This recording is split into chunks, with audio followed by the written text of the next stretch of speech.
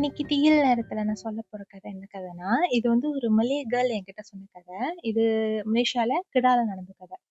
என்ன கதைன்னா, இந்த கேர்ள்க்கு வந்து அப்ப 22 வயசு.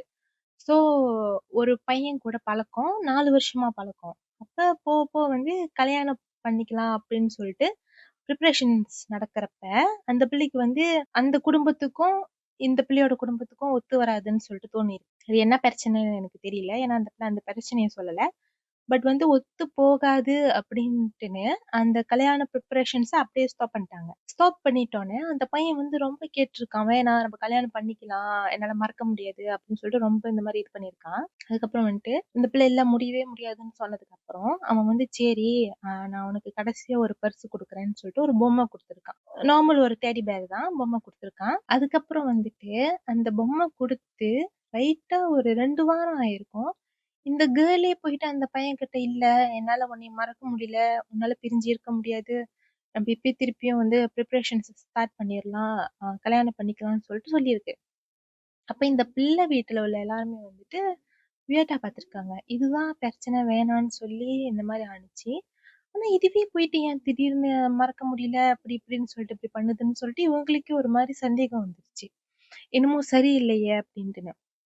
ஸோ அவங்க போயிட்டு வந்து இப்ப இந்த மாரி ஏதாச்சும் பிரச்சனைனாக்கா போய் பாப்பாங்கல்ல. என்ன பிரச்சனை அந்த மாரின்னு சொல்லிட்டு, அந்த மாரி ஆளுங்க கிட்ட சொல்லி போய் பார்த்தப்போ தான் தெரிஞ்சிருக்கு. அவன் வந்துட்டு இந்த பிள்ளைய மறக்க முடியாம, அந்த பொம்மையில வந்து செய்வன செஞ்சு குடுத்துட்டான். என்ன மாரி செய்வனன்னா, ஒண்ணு அந்த பிள்ளை வந்து அவன தேடி திருப்பி போகணும். இன்னொன்னு அந்த பிள்ளை வந்து இவன தவிர யாரையுமே கல்யாணம் பண்ணக்கூடாது. அந்த மாதிரி. எப்படின்னா, இந்த மாரி குடுத்து 2 வாரம் ஆனுச்சுல்ல, அந்த பிள்ளை ஸ்ட்ரெய்ட்டா போயிட்டு அவன்கிட்டயே திருப்பி வந்து கல்யாணம் பண்ணிக்கணும்லாம் சொன்னுச்சுல்ல. அதுக்கப்புறம் அந்த ஃபேமிலிக்கு இந்த மாரி வந்து அத வந்து ஆ ரிமூவ் பண்ண பார்த்துருக்காங்க அந்த செய்வனைய. ஸோ ரிமூவ் பண்ண பார்த்தப்போதும், ஹால்ஃப் தான் சக்சஸ்ஃபுல்லா இருக்கு. எப்படின்னா, அந்த பையன வந்து அந்த விட்டு வந்துருச்சு இந்த பிள்ளை. இந்த மாரி பிரச்சனைன்னு தெரிஞ்சு வந்துருச்சு. பட் அந்த பிள்ளை அதுக்கப்புறம் வேற யாரு கூட ஆ ரிலேஷன்ஷிப்ல போனாலும், அது வந்து ரொம்ப நாள் தாங்காது. கொஞ்ச நாள்லயே பிரிஞ்சுருவாங்க. அப்ப அவங்க வீட்ல வந்து இது என்னமோ சரியில்லாத ரொம்ப வருஷம் ஆயிருச்சு. இந்த மாரி இந்த பிரச்சனை நடந்து ரொம்ப வருஷம் ஆயிருச்சு.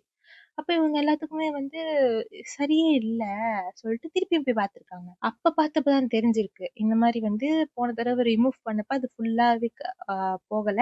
எப்படின்னா, அந்த பிள்ளை எப்படி சொன்னுச்சுன்னா, அந்த செய்வனையில வந்து ஒரு ஒரு ஜின்னு சொல்லுவாங்கல்ல, அந்த ஜின் அனுப்பிவிட்டவாசி, அந்த ஜின் வந்து அந்த பிள்ளையோட தலையில உட்கார்ந்திருக்கு. ஸோ, அது தலையில இருக்கிறப்போ, அந்த பிள்ளை யாரு கூட ரிலேஷன்ஷிப்ல இருந்தாலும், அது எப்படியோ பண்ணி வந்து அவங்க விட்டுட்டு போயிருவாங்க. ரொம்ப நாள் தாங்காது. அந்த மாதிரி. யாரையும் கல்யாணமும் பண்ணக்கூடாது. அந்த பிள்ளை வந்துட்டு திருப்பியும் இந்த மாரி ஆளுங்க கிட்ட போயிட்டு ரிமூவ் பண்றதுக்கு போயிருக்கு. பட் வந்து சக்சஸ்ஃபுல் ஆவல. ஆனா இப்ப வந்துட்டு அந்த பிள்ளை அ ஒரு பையன் கூட 3 வருஷமா ரிலேஷன்ஷிப்ல இருந்து கல்யாணம் வரைக்கும் போயிருக்கு. இப்ப வந்து பிரிப்பரேஷன்ஸ் நடந்துகிட்டு இருக்கு. ஆனா, அந்த பிள்ளை தலையில இருக்கிறது வந்து இன்னும் ரிமூவ் பண்ணல. இன்னும் நடந்துகிட்டு இருக்கு. அந்த பிள்ளை என்ன சொன்னுச்சுன்னா, இந்த வருஷம் 12ஆம் மாசம் தான் கல்யாணம். அந்த புது பையன் கூட. ஆனா வந்து இன்னும் ஃபுல்லா ரிமூவ் பண்ணல. அன்னைக்கு அதோட வீட்ல வந்துட்டு இந்த மாரி பிரிப்பரேஷன்ஸ் பத்தி அவங்க அம்மா கூடலாம் பேசிக்கிட்டு இருந்தப்போ, அவங்க அம்மா பேசிட்டு அவங்க அம்மா வேலைக்கு போயிட்டாங்க. இந்த பிள்ளைக்கு வந்து அன்னைக்கு லீவு. அப்ப அது ஹால்ல இருந்திருக்கு. ரூம்ல என்னமோ உழுவுற சத்தம் கேட்டிருக்கு. இப்ப வந்து நம்ம வீட்லலாம் டேபிள் ஃபேன் இருக்கும். பட் வந்து ரொம்ப பெருசா இருக்காது. மேசையில வந்து நம்ம கிளிப் பண்ணலாம். அந்த மாதிரி இருக்கும். அந்த ஃபேனு ஹால்ஃபா கழண்டு கீழ விழுந்திருக்கு. லைக் அத நீங்க புடிச்சு இழுத்தா தான் அத கழட்ட முடியும். அப்படி இருக்கிறப்ப கீழ விழுந்திருக்கு. அந்த பிள்ளை அங்க நின்டுகிட்டு இருக்கான். மேல ஷில்லிங் வந்து கொஞ்சம் கொஞ்சமா உடைஞ்சு உடைஞ்சு கண்ணு மணிக்கு கொட்டுதாம். அதோட ரூம்ல. அப்ப அதுக்கு செம்ம பயமாயி அவங்க அம்மா கிட்ட போய் சொல்லியிருக்கு. அப்ப அவங்க அம்மா சொல்லியிருக்காங்க, "ஆக்சுவலி நம்ம வீட்ல வந்து ரொம்ப நாளா பிரச்சனை ஓடிக்கிட்டு இருக்கு. நான் தான் உன்கிட்ட சொல்லல நீ பயந்துருவேன்ட்டுன்னு.